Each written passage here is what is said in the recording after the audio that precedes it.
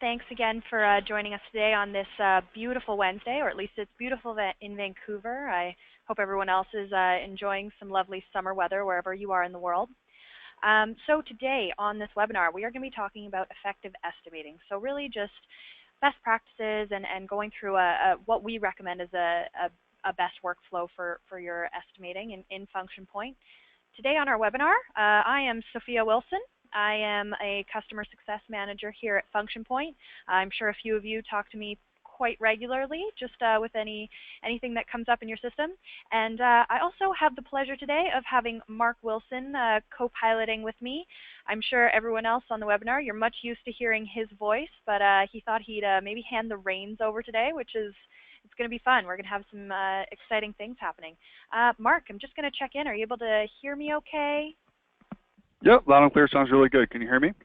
Yes, I can. Thanks again for joining us today. Yeah, thank you. And so, I always mention this. Sophie and I, we're not actually related. We do share a last name, but it is purely coincidence. Although I'm sure if you go back far enough, you could probably find some overlap somewhere back in Scotland a couple hundred years ago. But otherwise, it's just a coincidence. Yeah, but you know what? Sometimes you do pick on me like I'm your little sister. So that is true. Yeah, there's definitely some rivalry here. It's always fun, though. Okay, awesome. So let's keep going. So our agenda today for our webinar, we're going to go just over basic overview of estimating within FP. Then we're going to go through just building out your estimates, so all of the fields that we find are the most important while building out your estimate that will benefit you in the long run with all of your reporting as well as with your job organization. Then we are going to touch on revenue schedules. So once you estimate in your system, you do have the ability to build out a revenue schedule. This will just help you with forecasting and being able to, make sure that you're invoicing correctly at a later time. After that, we will touch on cost rates. So you do have the ability in the system to input all of your costs. I'm sure a lot of you are aware of a lot of that when it comes to the actuals, but you do also have the ability to add in a cost rate card, which will just be a blended cost that you can view when estimating. So you have the ability to see what sort of costs might occur with this work. And then, of course, estimate templates.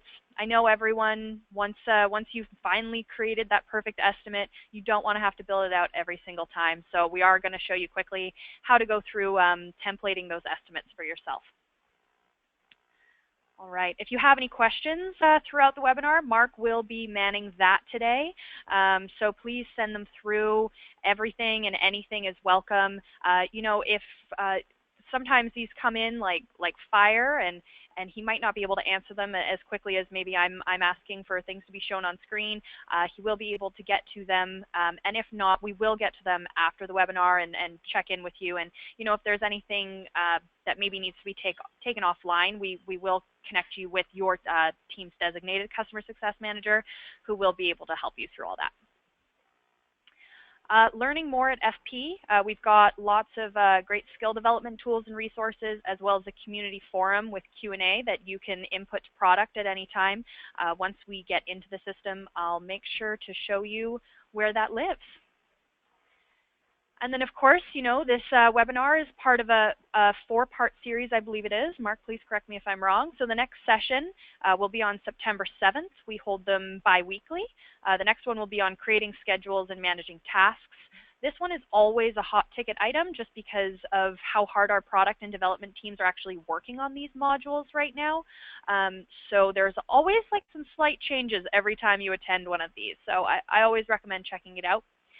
We also love to be connected with our clients here at FP, so come visit our blog for more great content.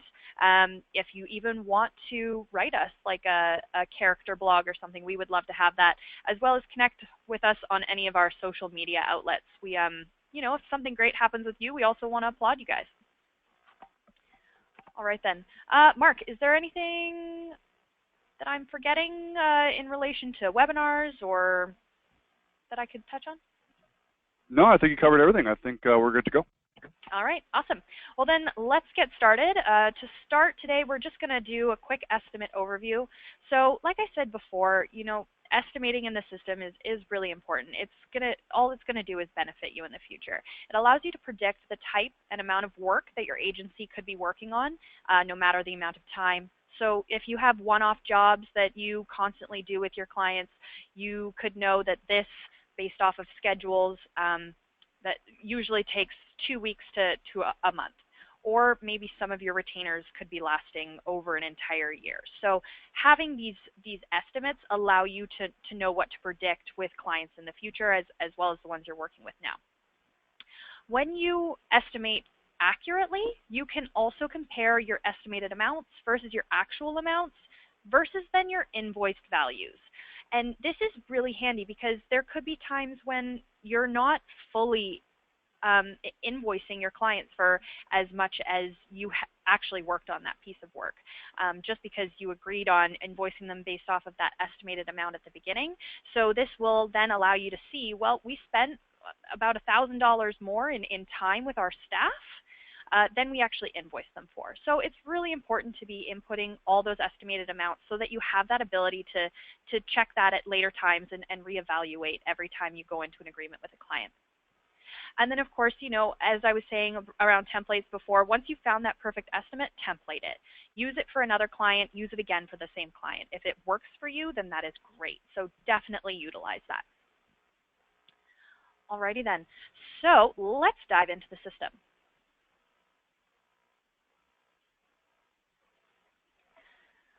All right, everyone should be able to see my function point demo page.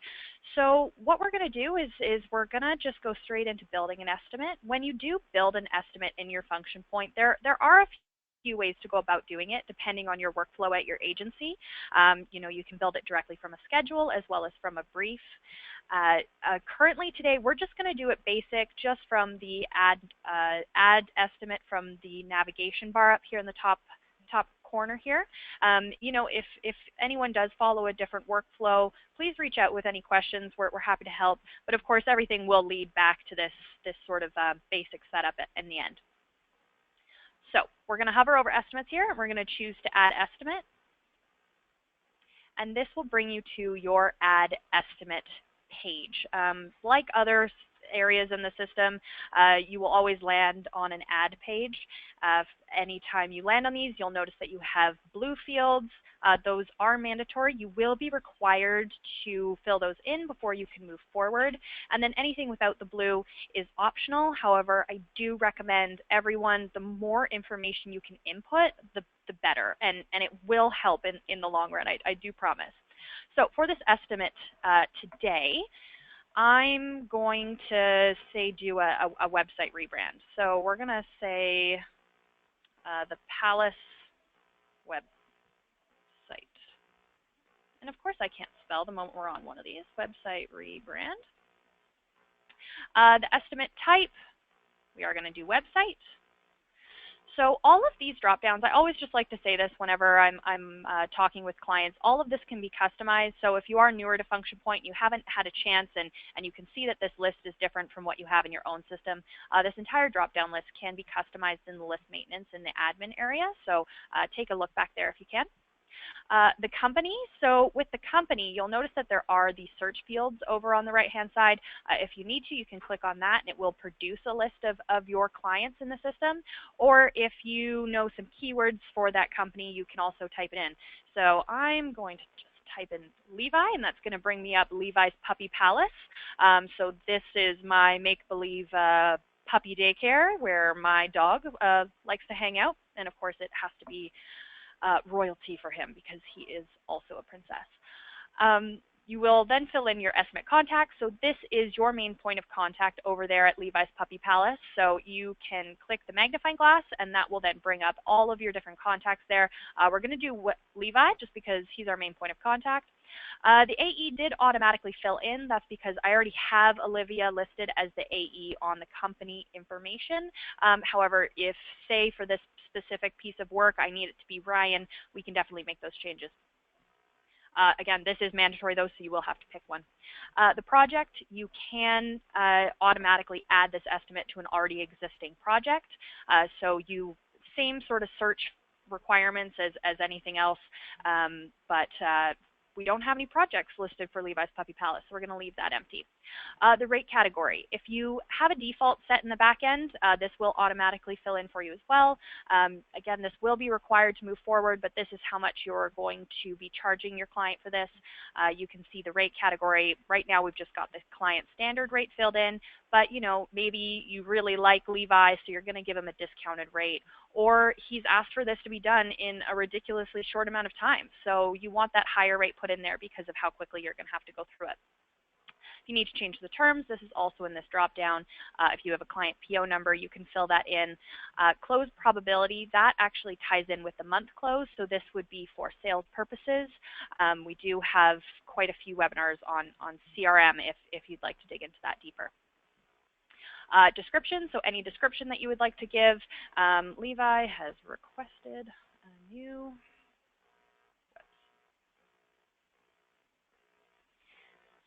and then as you go through, you can always make other changes to that description field.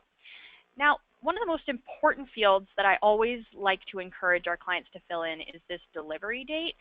This is the date that you expect this work to be completed. So for a website rebrand, I think we should be able to have it done by September 30th. So that's what I'm going to fill it in for. This is really handy when you're pulling reports at a later time, because you can actually search by what jobs have a delivery date during a specific time frame, just so you can make sure that those are higher priority for you during that time. Estimate date will automatically fill in as the date that you are creating that estimate. However, you can backlog that if you need.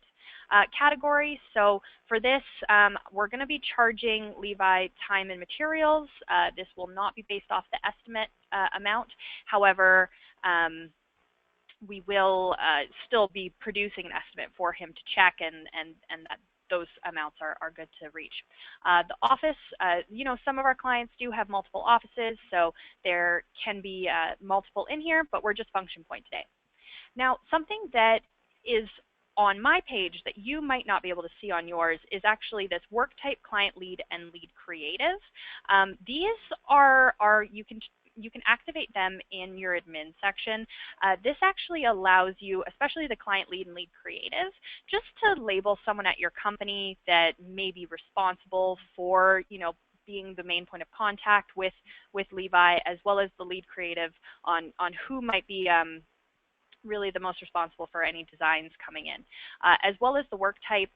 If there's anything, another way of categorizing or labeling this estimate that would benefit you, I would recommend it. So we're going to do branding and redesign. Our client lead, how about will be Emma today, because Emma loves Levi. And then the lead creative, we will make Brock. Now, the last thing you will have to do before you can finally click submit will be to actually build out the service groups on your estimates. So with this, we already know it's web design, so we already have this area filled in, so we can just click that whole service group. As you know, like when you are building out your estimates within Function Point, you have your internal services, your internal expenses, your external expenses, and all of those are grouped within different service groups. So this is how we have it built. Again, all of this is customizable in your own Function Point system, though, and any time that these need to be changed can all be done through the admin section. Of course, I digress, though, from what we're working on. Mark, I think I saw a few questions coming in there. Anything that you think we should touch on screen? Oh, sorry, I was muted there. Yeah, just a couple things that have come up. So, one is, and I'm going to kind of piggyback on this question. Jeff was asking if you can make the delivery date required. Unfortunately, there isn't really a way to make unrequired fields on this page required. Actually, that's not true. The only field you can make required that currently isn't is the project field. But other than that, there isn't an ability to do so. I'm pretty sure it's a request we've received before, although I encourage people to go to the request portal and maybe ask again if it's something that's important to you. And it's kind of ironic because one thing that I just want to state is just how much we do recommend that both the delivery date field and the category field are filled in.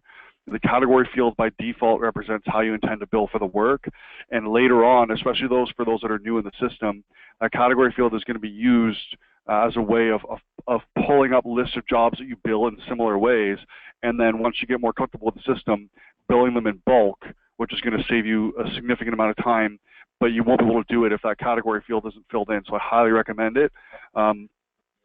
So that's that one. Now there is something that actually you could answer on screen. You'll need to submit this first so that you don't lose your information. But we had Jason, and then also actually I think we just had another one come in from Michelle.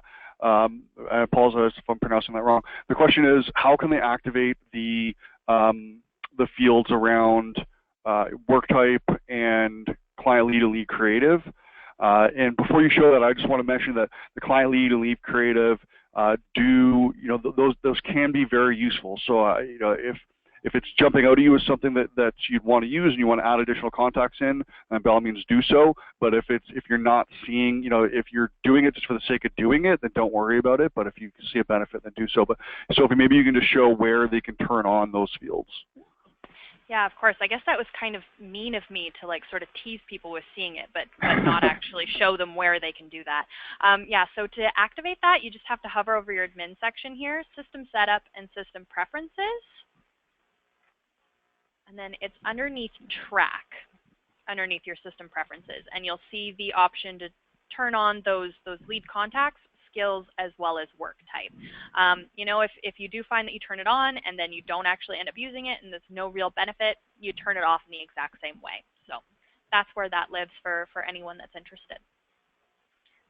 All right, Mark, were there any other questions that you think we should touch on? No, there's one or two others that I'm typing out the answer for, but I think that's good. You can probably navigate back and keep going. Okay, awesome. Thank you. Alrighty then, so let's navigate back to that estimate. So you know what, this is a great time to just point out, if you ever need to navigate back to estimates while estimating, you can just, again, hover back over the estimates, and if you view estimates, this will produce a list of your most 5 recently looked at estimates. So as you can see, we've got the Palace website rebrand right here, and you can just click on that and it'll bring us right back.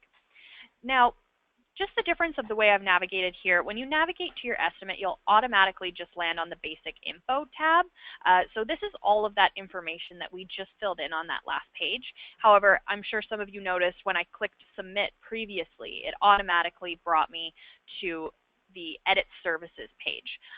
So usually when you are then adding in that estimate, you would probably want to build it out automatically after, or we would highly recommend building it out as soon as possible.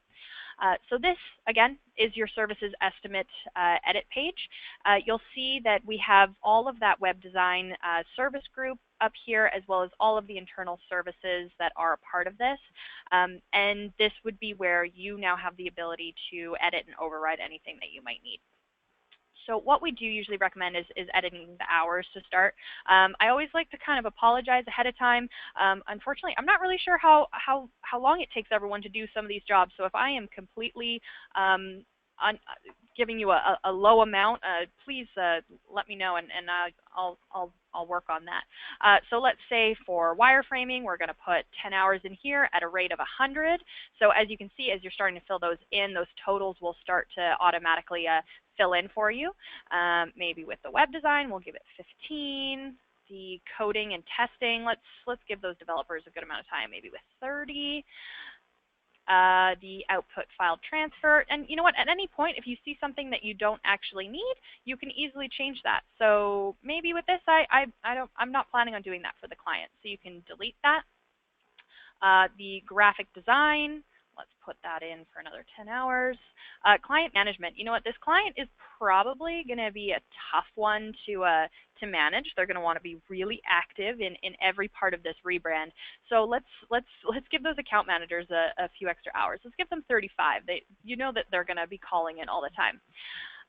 Archiving, maybe 5 hours, and maintenance we'll give another 10 hours after the fact. So now you can see that after we filled in all of those hours, it will automatically pull that rate that we had chosen when we first built out the estimate at $100 an hour. So now we have our total of $11,500 for this website rebrand. But you know what? Like with this client, maybe you're giving them 35 hours, but you're only going to charge them $3,000. You have the options to still continue to override any of the fields on this page. So because I know we only want to charge them $3,000, we're going to just override that to $3,000, and it will automatically change that. Maybe with the web design though, we're going to have we just feel like something's not going to go right there, so we're going to put it at a rate of $150 an hour. You can again just keep overriding. And then if you need to add in more description that is specific to this client, you can fill in your description fields with any detail that you might need. Client management, Harry can be tricky, so keep an eye on him. And of course, you can choose if you want this to be an internal use or an external use. Everyone's different. Of course, you probably, on a client-facing estimate, don't want to have Harry can be tricky, so keep an eye on him facing to your clients. So, of course, just be aware of that before sending anything off. And actually, I think ours will print it, so I'm going to delete that for now. Of course, you also have the ability to override the internal services names if you need. The only thing I kind of like to point out towards this is that it will only affect this page as well as the printout. If your staff track any hours, say to client management, it will show as client management on any reporting, even if you've changed it to say client services here. So just a little bit of advice I like to put in there. Now, say your agency actually gets quite granular when it comes to your estimating that you send directly to your clients. You do have the ability to actually say who could be working on these different services, and you do that just by coming over here and clicking the add button along this service. So let's say for web design, we're actually going to make sure that it will be Ross that works on this. He does have a rate of 100 an hour. So, you know, I know for a lot of our agencies, you'll have senior or junior staff, and one of them could be 100 an hour and another could be 200 an hour. So if you need to get this granular, you can continue to build this out.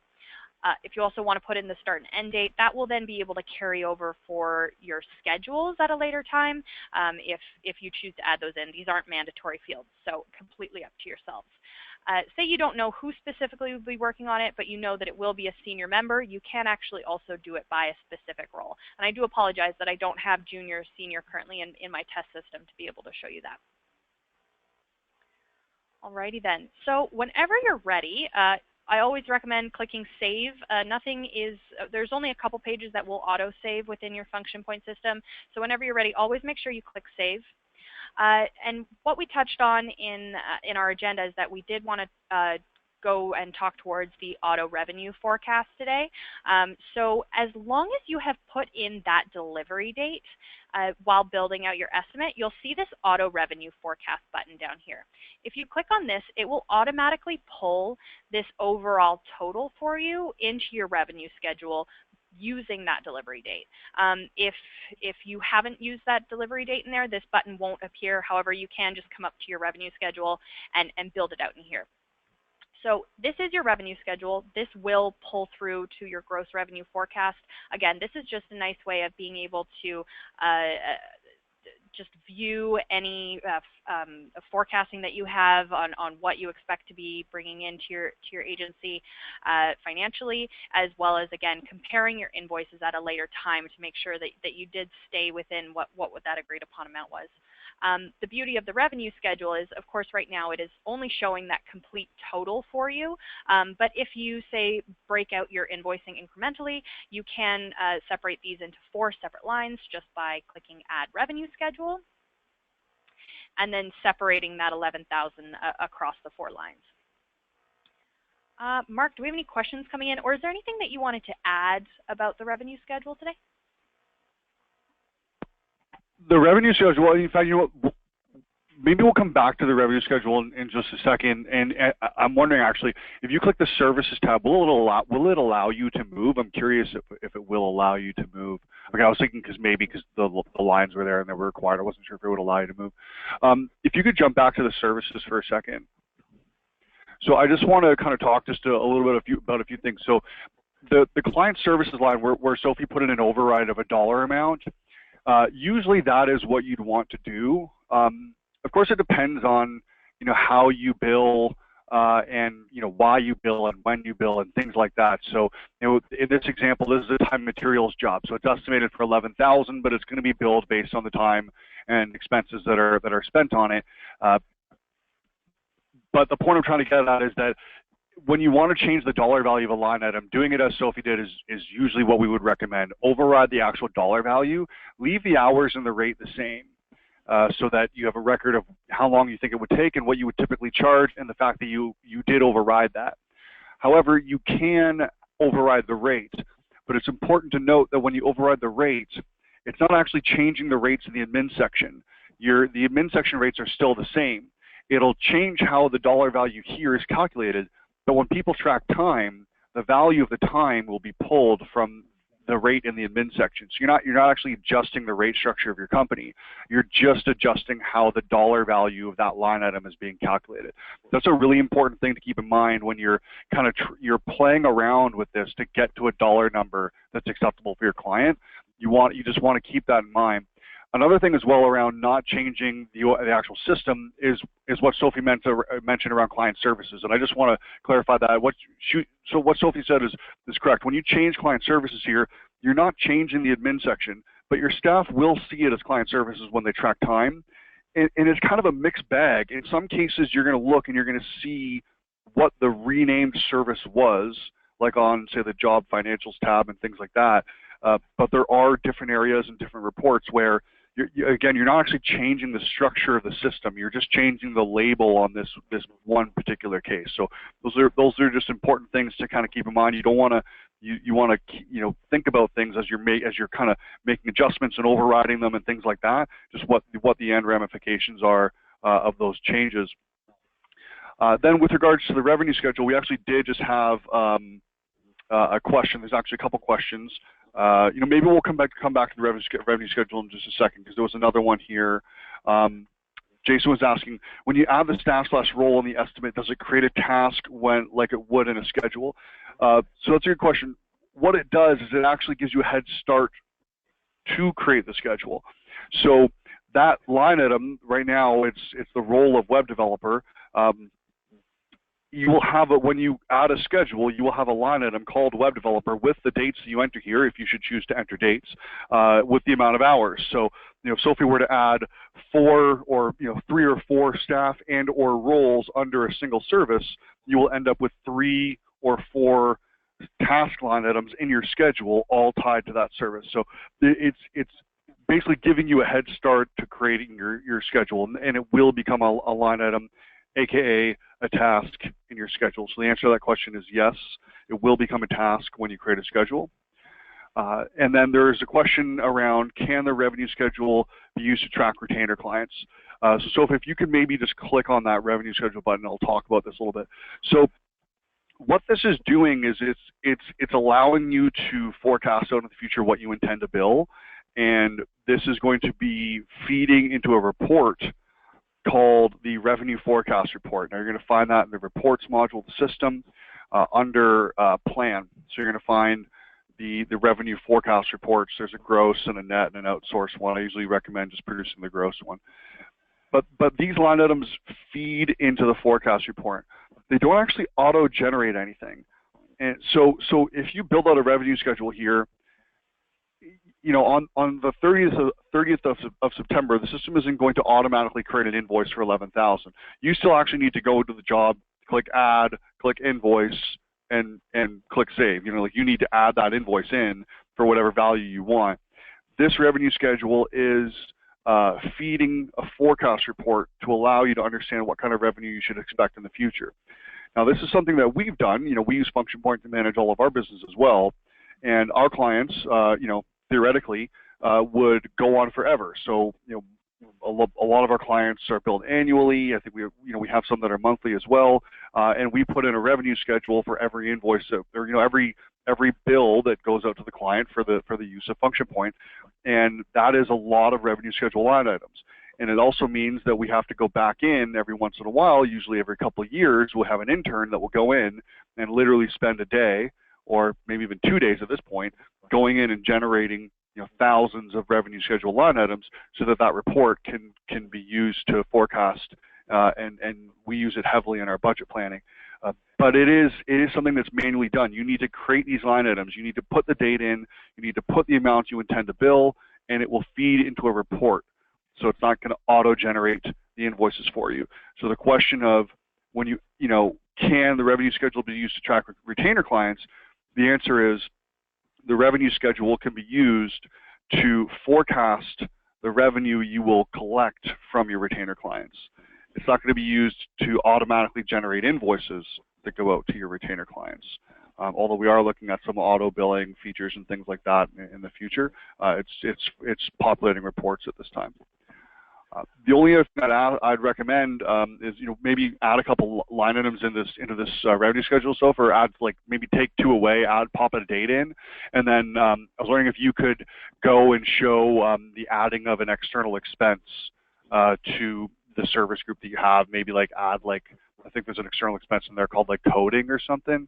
So pop that in there and just show the cost and the markup and things like that. Yeah, good call, Mark. You know what? I think I actually had to be that person when I was an intern inputting all of that revenue schedule into our function point. It was very time consuming.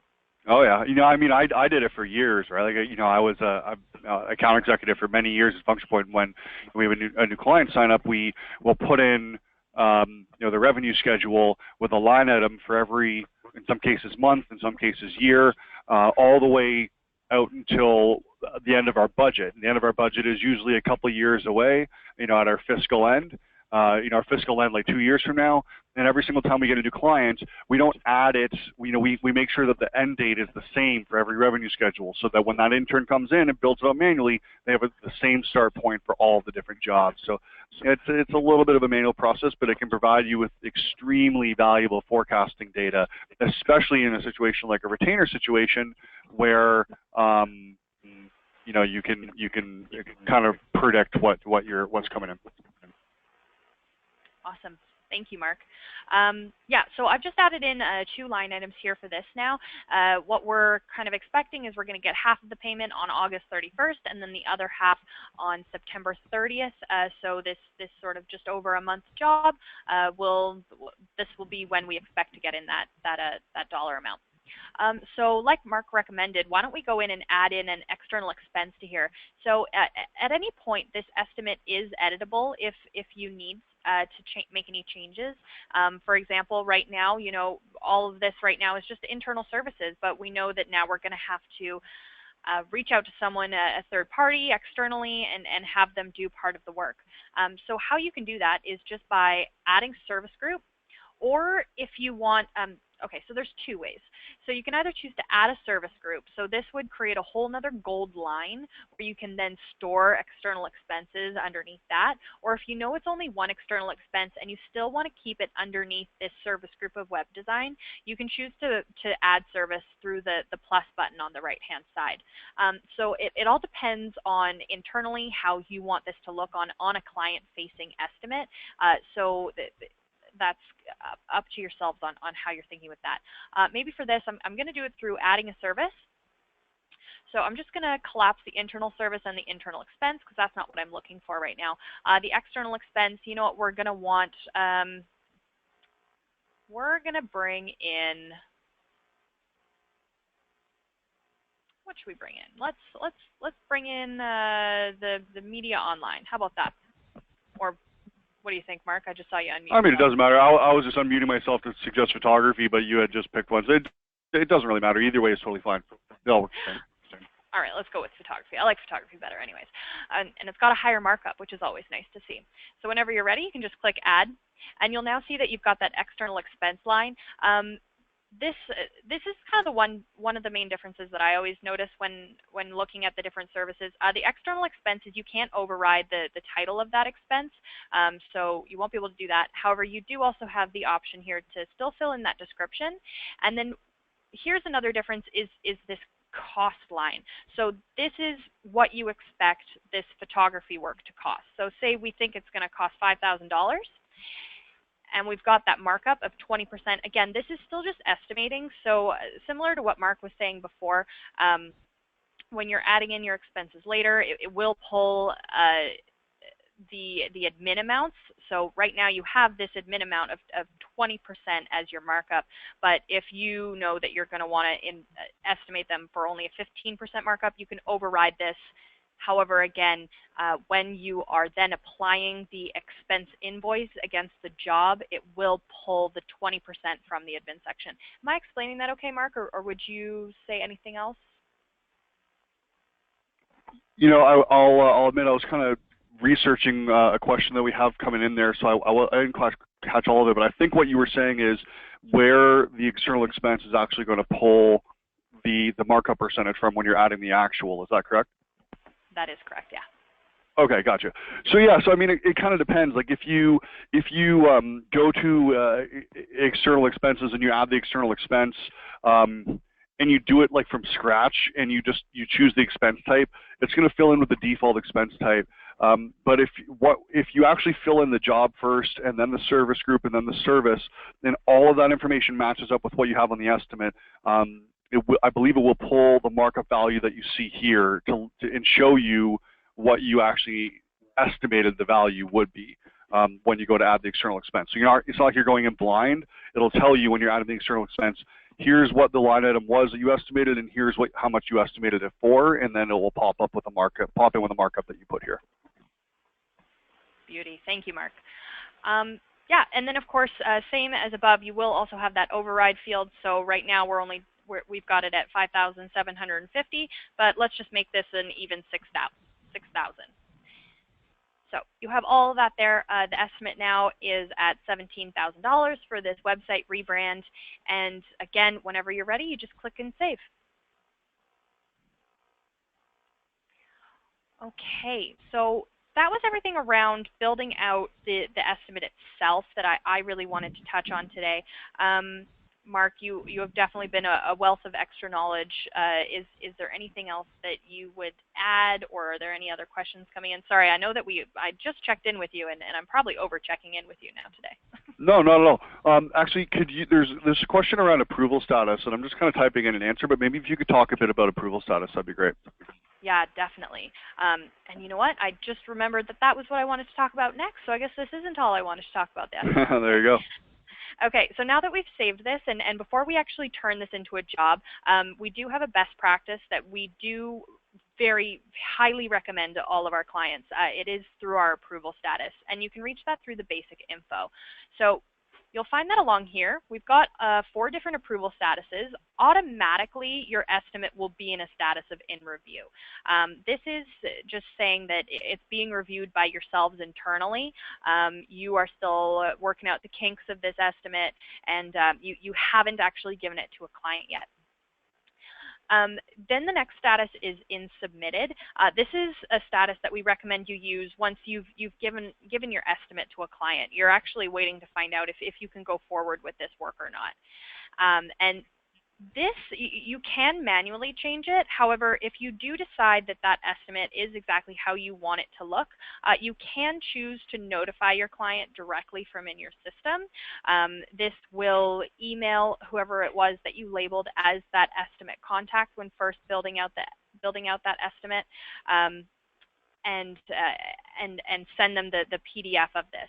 And you know what, I'll touch on that in just a second. Let's finish talking about these different statuses before I do that. However, if you do choose to click Notify Client, it will automatically put your estimate into a status of submitted. So right now we can consider that this estimate is with Levi, and he's deciding on if we can go forward with it or not. And then once, say, you get that approval from your client, we always recommend putting your estimate in a status of approved. This is then going to, you could say it'll lock the estimate in a way, and force you, anytime you need to make any changes to that estimate, it will track the revisions, so you can then see any changes that were made from the original estimate when you were working with that client. So anytime you click approve, don't worry, you will get a notice that's just giving you the heads up on what's happening. You can just click continue, and now this estimate is in a status of approved. Now, what I should have also pointed out, there was one last status there that was declined. So say the client's just like, I'm not into this, you know what, we're actually going to go with another agency, you can click declined as just saying that you didn't receive this work from your client, and later on in the year, if you need to review all of your declined estimates, you then still have them in the system with that status to be able to search by. If at any point you need to make any changes to this estimate, you just click the revise and edit. Again, this will track all of those revisions for you.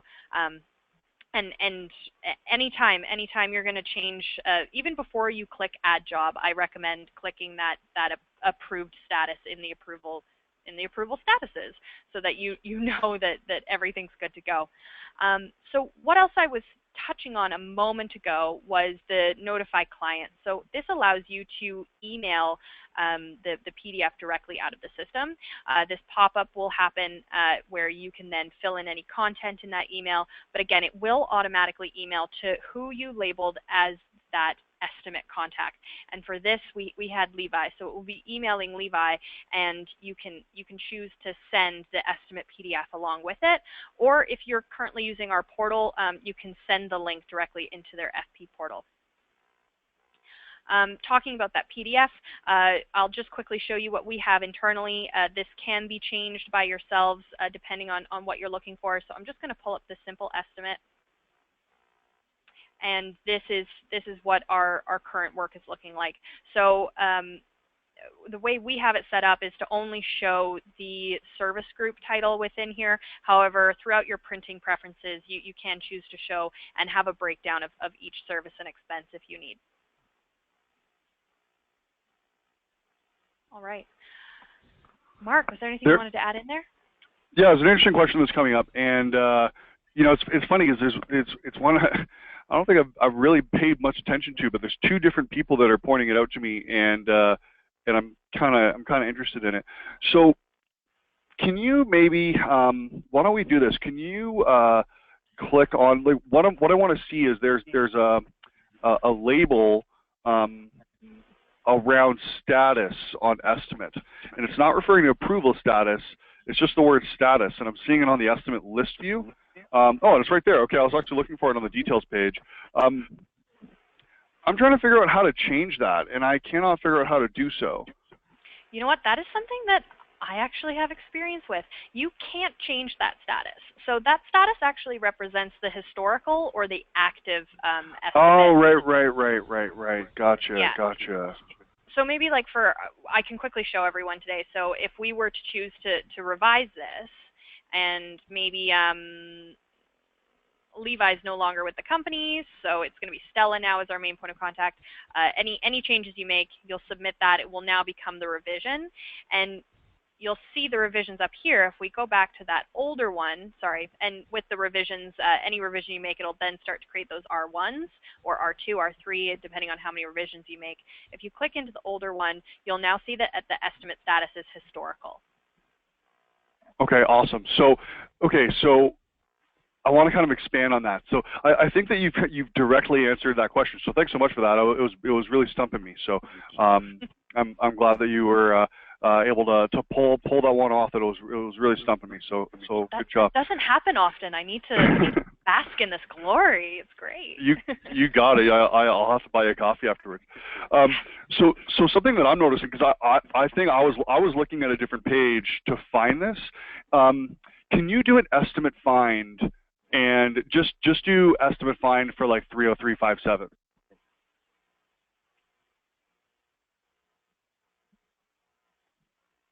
Okay, so there's a status field here, and it says active. Just to all those people that are asking about that status, I just want to mention something. When you do an estimate find, you're only ever going to find the active estimate. You're not going to find the historical. So that specific status field is referring to what Sophie was talking about. Is it the active version of an estimate, or is it the historical version of the estimate? Now, the system is designed so that if you have 25 versions of an estimate and you do an estimate find, you're not going to see 25 versions bogging your list down. You're only going to see the active one. Therefore, that field, that status field, is kind of moot. It doesn't really make sense in the list view. But there is a field here there's a field that's available that there's another question that's expanding on this, and I'm going to come back to it in a second. So Sophie's highlighting it. There's a field in the list view that's available that isn't selected by default, and it's approval status. So approval status is that whole in review, submitted, approved, and declined. So I would recommend anyone who's working with estimates or is using estimates in the system or is reporting on estimates, do an estimate find, select manage columns, select approval status, and then maybe deselect status. So you can not see that one that's referring to whether it's accurate or historical. So that's something that I would recommend doing. But there is actually someone who is pointing something out to me, and that is the fact that you can actually search for historical estimates specifically. And that is correct, but you'll only find if you actually are looking for it. So you're not going to, like, if you just do an estimate for, you'll notice it's not like a multi-select. So there's no way to see, okay, in a list view, show me all of the 30357 versions in a list view. You're either going to find the active or you're going to find the historical. So it's only going to show you the active if you have that default status there. But we did have an individual commenting in the questions that you can actually search for the historical version if you want to. So that's a really good point. Thank you very much for that comment. But again, in the list view, I do highly recommend you add the approval status as an option to select there. And I just want to see here, because there's a bunch of other questions that I just want to address. So let's kind of go through them one by one. So I think we're good on that whole active and inactive thing. Again, the approval status is something that you want in the list view, so I recommend putting it in there. There's a question, the next one is, can you send the PDF to more than one person? So if you could navigate back to the estimate for a second. And then if you click Notify Client, or am I... Weird, my Notify Client has disappeared. Do we still have a contact on there? Yeah, we've got Stella. Oh wait, maybe because it's approved? Oh, maybe. That might have done it. So if you want to just maybe revise it.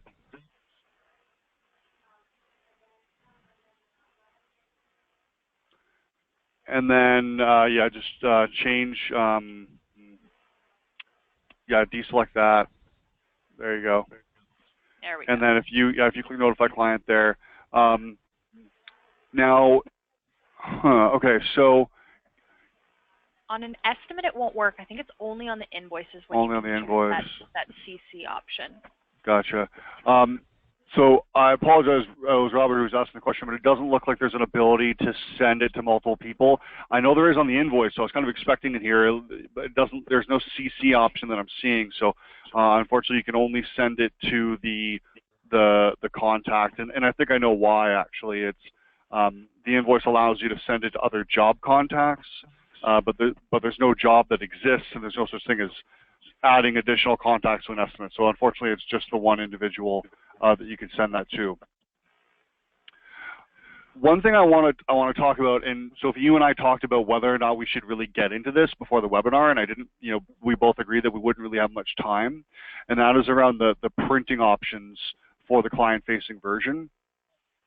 There's a question around, are these printouts customizable? So, I just want to mention that the printouts for estimates, invoices, and any other client or vendor-facing related document of the system, you can customize in printing preferences. So you can see Sophie's going into admin, system setup, and printing preferences. Once you get there, you're going to find a tab called My Printouts.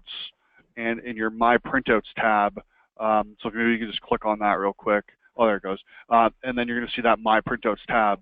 And then you're going to see a list of all of your printouts, and you can add additional printouts. Now, you can only have 3 of each type. There's a lot of types.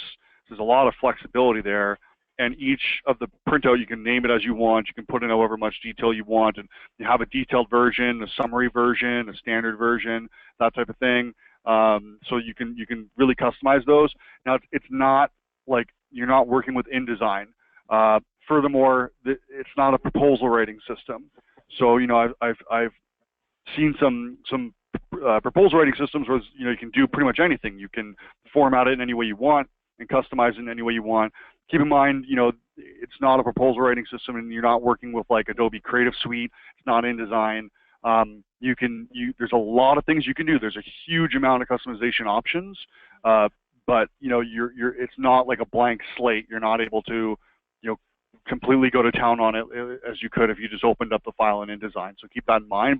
And we're not going to get into actually the customization of it because that's a whole other webinar. But this is where you would customize those printouts. Okay.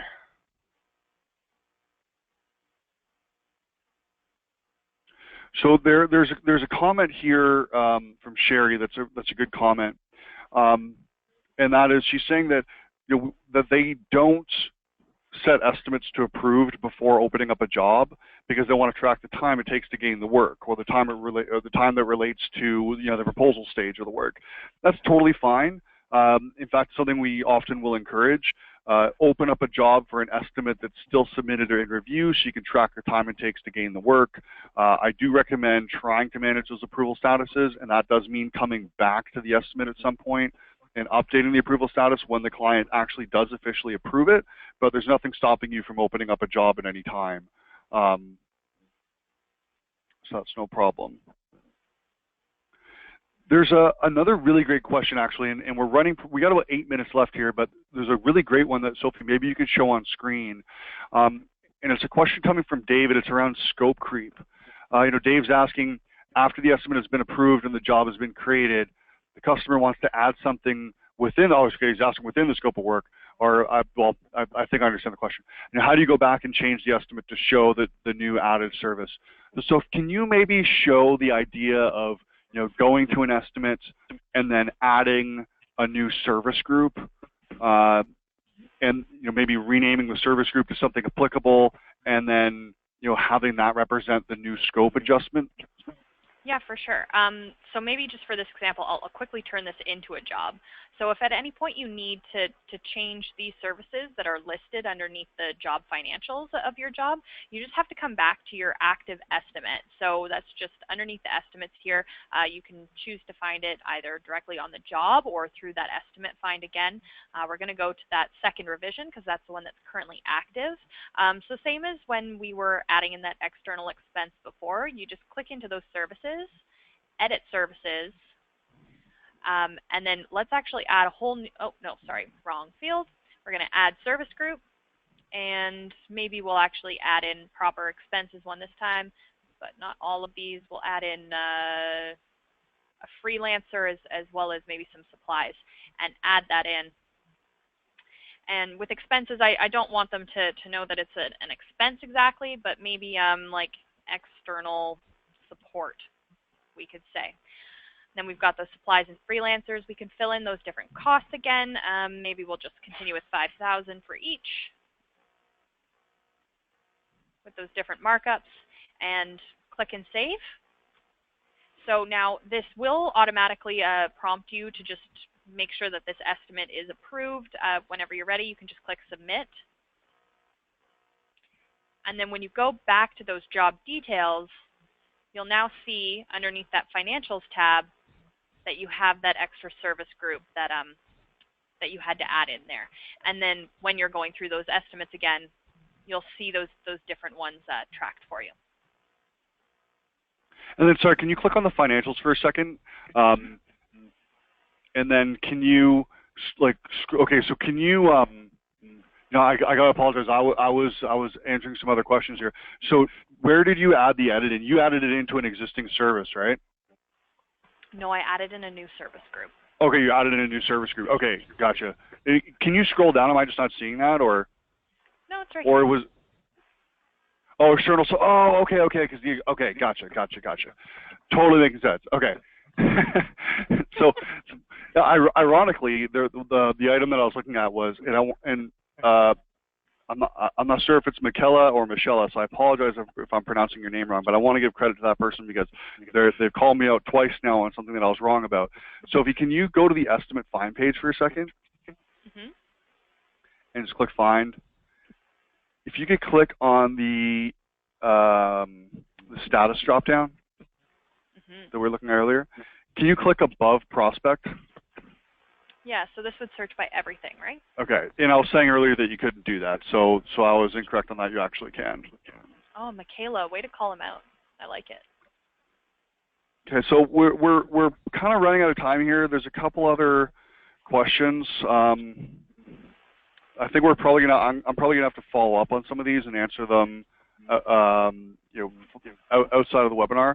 The last one that maybe we might have time for. I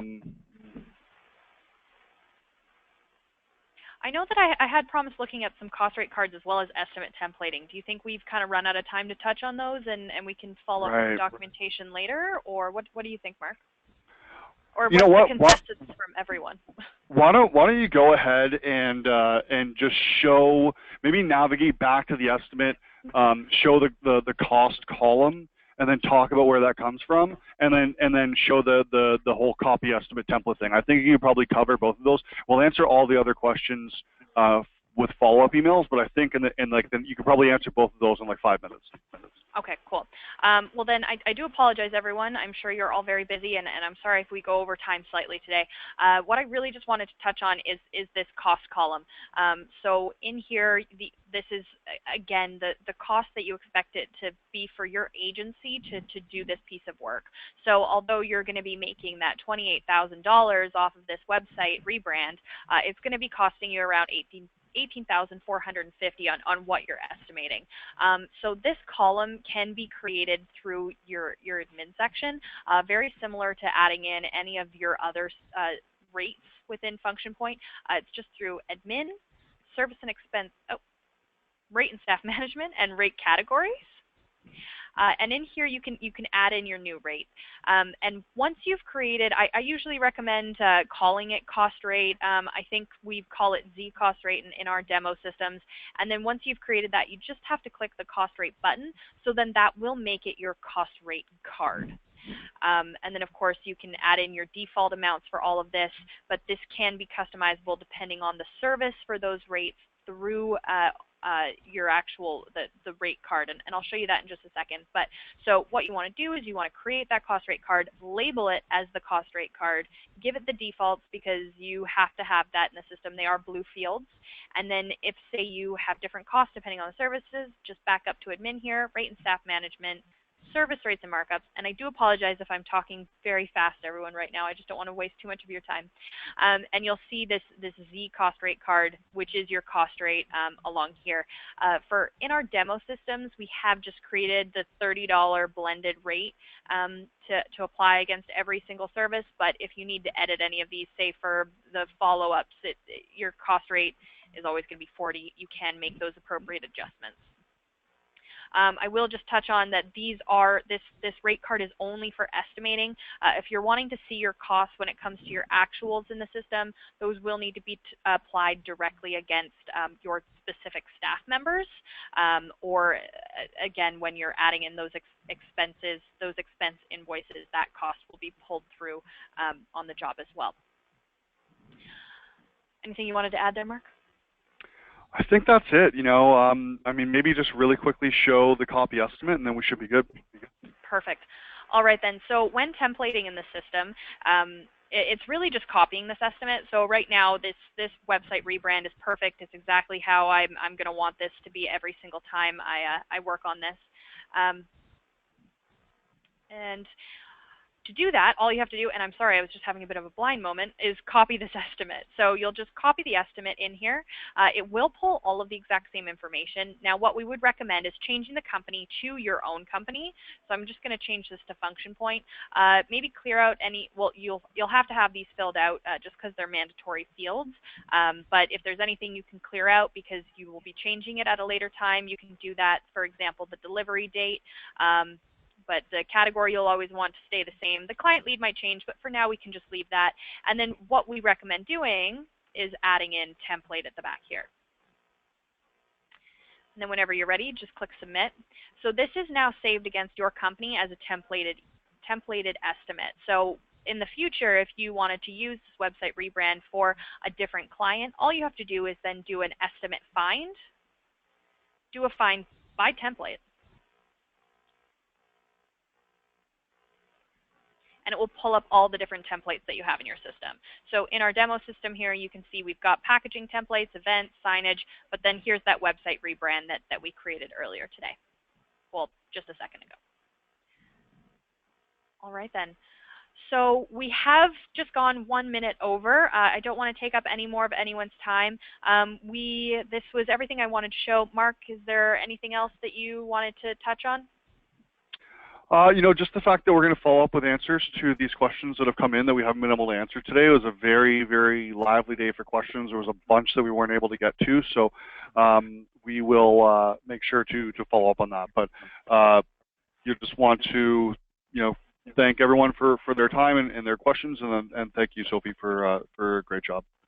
Yeah, awesome. Thanks again for joining me today, Mark. We will stay on the line for just a couple more minutes, so get those questions in, and I look forward to talking to you all soon. All right, happy hump day, everyone.